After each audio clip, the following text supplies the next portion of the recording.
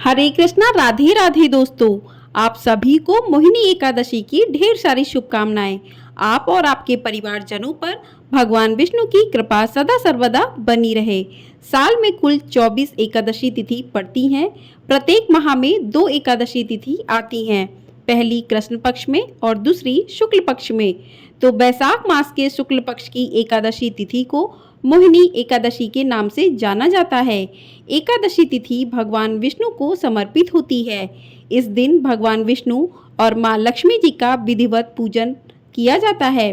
धार्मिक मान्यता है कि मोहिनी एकादशी का व्रत करने से जातक का शरीर और मन शुद्ध होता है और सभी पापों का नाश होता है। इस व्रत के महत्व के बारे में पद्म पुराण में बताया गया है कि इस व्रत को करने से व्रती को इस जन्म के साथ ही पूर्व जन्म के पापों से भी मुक्ति मिलती है। इस व्रत को करने वाले व्यक्ति को इस दिन कथा को भी अवश्य पढ़ना या सुनना चाहिए। मोहिनी एकादशी की व्रत कथा को पढ़ने या सुनने से व्यक्ति के समस्त पापों का नाश होता है और व्यक्ति की सभी मनोकामनाएं भी पूर्ण होती हैं। तो आज की वीडियो में हम सुनेंगे मोहिनी एकादशी की व्रत कथा। कथा को पूरा अवश्य सुनिएगा। किसी भी कथा को बीच में अधूरा नहीं छोड़ना चाहिए, इससे दोष लगता है। तो चलिए शुरू करते हैं मोहिनी एकादशी की व्रत कथा। साल 2024 में मोहिनी एकादशी का व्रत 19 मई दिन रविवार को रखा जाएगा और इसी दिन भगवान विष्णु और माँ लक्ष्मी जी की विधिवत पूजा अर्चना की जाएगी। पूजा अर्चना करने के बाद हाथों में थोड़े से पुष्प लेकर मोहिनी एकादशी की व्रत कथा को भी सुनना चाहिए। तो चलिए कथा को शुरू करते हैं। युधिष्ठिर ने पूछा, जनार्दन, बैसाख मास के शुक्ल पक्ष में किस नाम की एकादशी होती है? उसका क्या फल होता है तथा उसके लिए कौन सी विधि है? भगवान श्री कृष्ण बोले, महाराज, पूर्व काल में परम बुद्धिमान श्री रामचंद्र जी ने महर्षि वशिष्ठ से यही बात पूछी थी जिसे आज तुम मुझसे पूछ रहे हो। श्री राम ने कहा था, भगवान, जो समस्त पापों का क्षय तथा सब प्रकार के दुखों का निवारण करने वाला व्रतों में उत्तम व्रत हो, उसे मैं सुनना चाहता हूँ। वशिष्ठ जी बोले, श्री राम, तुमने बहुत उत्तम बात पूछी है। मनुष्य तुम्हारा नाम लेने से ही सब पापों से शुद्ध हो जाता है, तथापि लोगों के हित की इच्छा से मैं पवित्रों में पवित्र उत्तम व्रत का वर्णन करूँगा। बैसाख मास के शुक्ल पक्ष में जो एकादशी होती है उसका नाम मोहिनी है। वह सब पापों को हरने वाली और उत्तम है। उसके व्रत के प्रभाव से मनुष्य मोहजाल तथा पातक समूह से छुटकारा पा जाते हैं। सरस्वती नदी के रमणीय तट पर भद्रावती नाम की सुंदर नगरी है।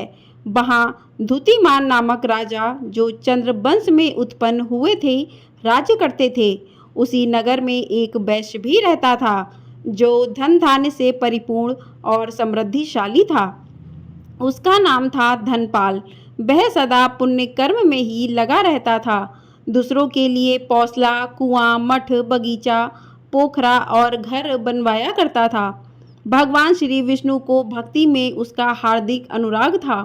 वह सदा शांत रहता था। उसके 5 पुत्र थे, सुमना, धुतिमान, मेधावी, सुकृत तथा दृढ़ बुद्धि।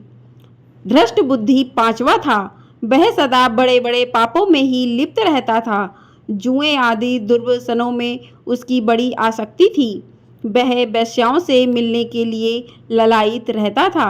उसकी बुद्धि ना तो देवताओं के पूजन में लगती थी और ना ही पितरों तथा ब्राह्मणों के सत्कार में। वह दुष्ट आत्मा अन्याय के मार्ग पर चलकर पिता का धन बर्बाद किया करता था। एक दिन वह वेश्या के गले में बाँह डाले चौराहे पर घूमता देखा गया। तब पिता ने उसे घर से निकाल दिया तथा बंधु बांधवों ने भी उसका परित्याग कर दिया। अब वह दिन रात दुख और शोक में डूबा तथा कष्ट पर कष्ट उठाता हुआ इधर उधर भटकने लगा। एक दिन किसी पुण्य के उदय होने से वह महर्षि कौंडिन्य के आश्रम पर जा पहुंचा। बैसाख का महीना था। तपोधन कौंडिन्य गंगा जी में स्नान करके आए थे।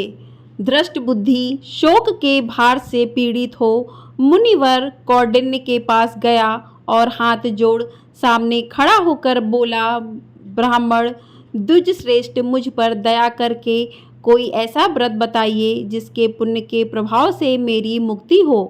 तभी कौंडिन्य बोले कि वैशाख मास के शुक्ल पक्ष में मोहिनी नाम से प्रसिद्ध एकादशी का व्रत करो।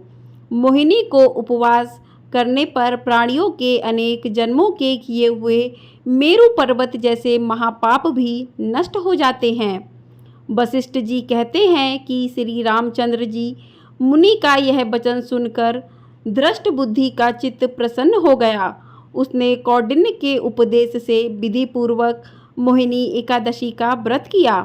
नृपश्रेष्ठ, इस व्रत के करने से वह निष्पाप हो गया और दिव्य देह धारण कर गरुड़ पर आरूढ़ हो सब प्रकार के उपद्रवों से रहित श्री विष्णु धाम को चला गया।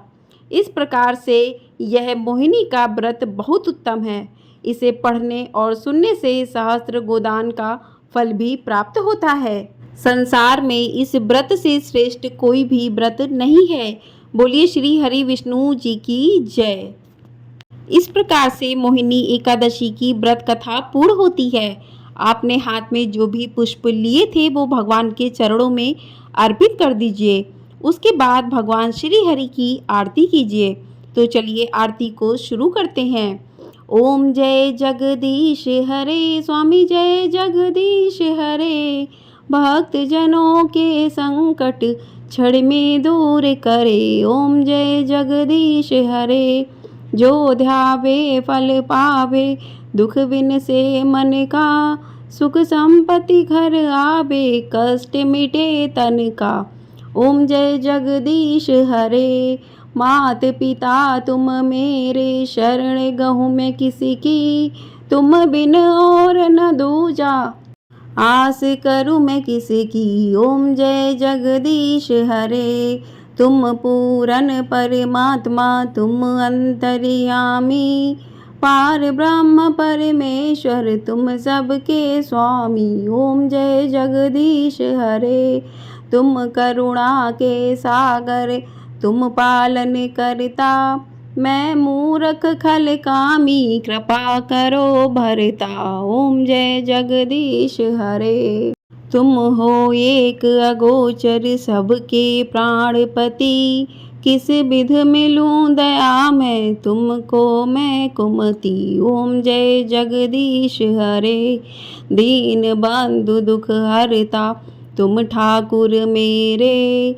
अपने हाथ उठाओ द्वार पड़ा तेरे। ओम जय जगदीश हरे, विषय विकार मिटाओ, पाप हरो देवा, श्रद्धा भक्ति बढ़ाओ, संतन की सेवा।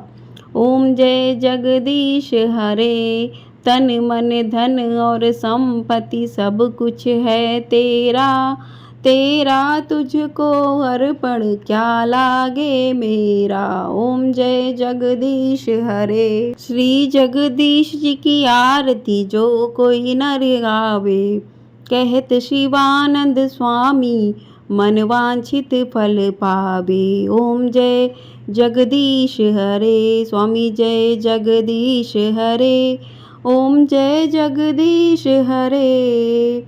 बोलिए श्री हरि विष्णु जी की जय। बोलिए माँ लक्ष्मी जी की जय। आप सभी पर भगवान विष्णु की कृपा सदा सर्वदा बनी रहे। इस प्रकार से आरती करने के बाद आप आचमन करें, भगवान को आरती दें, स्वयं आरती लें और घर के सभी सदस्यों को भी आरती दें। और जो भी प्रसाद भोग आपने भगवान को चढ़ाया है, उनको लगाया है, वो घर के सभी सदस्यों में बांट दें ताकि भगवान की कृपा सभी पर बनी रहे। वैशाख मास में एकादशी मोहिनी एकादशी का महत्व और अधिक बढ़ जाता है, क्योंकि कहते हैं कि वैशाख मास में भगवान विष्णु की कृपा पूरे महीने बनी रहती है।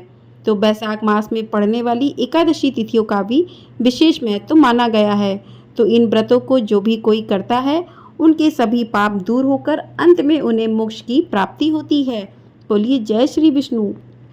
अगले दिन आप सुबह पूजा करके, जिस प्रकार से आपने पूजा की है उसी प्रकार से पूजा करके, ब्राह्मण को दान करके और उसके बाद ही आप अपने व्रत का पारण करें। तो इस प्रकार से आपका एकादशी का व्रत पूर्ण माना जाता है। वीडियो पसंद आई हो तो वीडियो को लाइक शेयर और चैनल को सब्सक्राइब जरूर कर दीजिएगा। जय श्री विष्णु।